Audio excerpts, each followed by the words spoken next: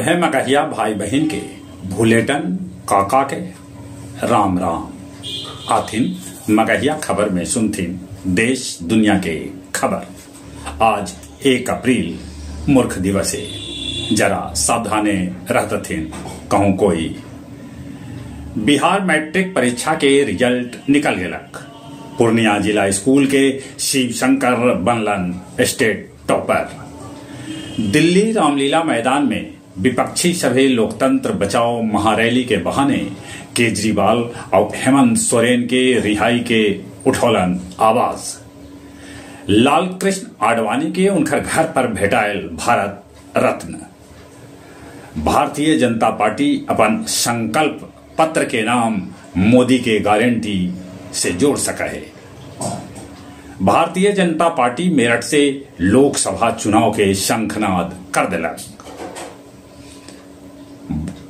भोजपुर में मजूर से भरल पिकअप दुर्घटनाग्रस्त हो गए, जकरा में 4 मजूर के है मौत के खबर। अमेरिका में हाइड्रोजन ईंधन से चले वाला रेल बिना रुकले 2803 किलोमीटर के दूरी तय कैलक। ईस्टर के प्रार्थना सभा में शामिल होलन पोप फ्रांसिस। पाकिस्तान के खैबर पख्तून में भारी बारिश होल, जकरा में 7 आदमी के है मौत के खबर। पाकिस्तान में रेड कॉर्पेट पर लगा देवल गल प्रतिबंध। अमेरिकी कंपनी से 7.3 करोड़ के डाटा चोरी होवे के है खबर। 14 अप्रैल तक गया जी में सभी मतदाता के भेटा जाए मतदाता स्लिप। गया जी में गायत्री परिवार रक्तदान शिविर के आयोजन कैलक। मैट्रिक परीक्षा में गया जिला के टॉपर बनलन सिमारू उत्कर्मित हाई स्कूल के आयुष कुमार। भारत विकास परिषद गया के अध्यक्ष बनावल गलन डॉक्टर भोला भाई। और अब कुछ खेल के समाचार। टाटा आईपीएल में कल गुजरात टाइटंस सनराइजर हैदराबाद के तो Delhi Capitals Chennai super Kings के हरा दिलक।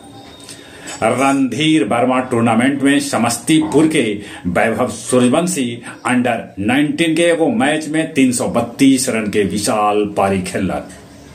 मियामी ओपन खिताब जितलन बोपन्ना और इवाडेन के जोड़ी। ये जोड़ी सबला उम्र दराज जोड़ी है। महिला कबड्डी में बिहार केरल के 67-11 के बड़गर अंतर से हरा दिलक।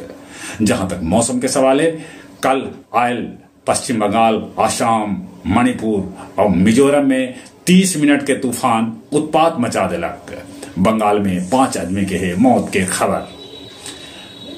मौसम विभाग सूचना दिलका है कि मई जून में न हिबेर बिहार में अप्रैल में चले लगा लूक लहर। चलित एक बार फिर से अपने सभी के भूलेटन काका के राम राम।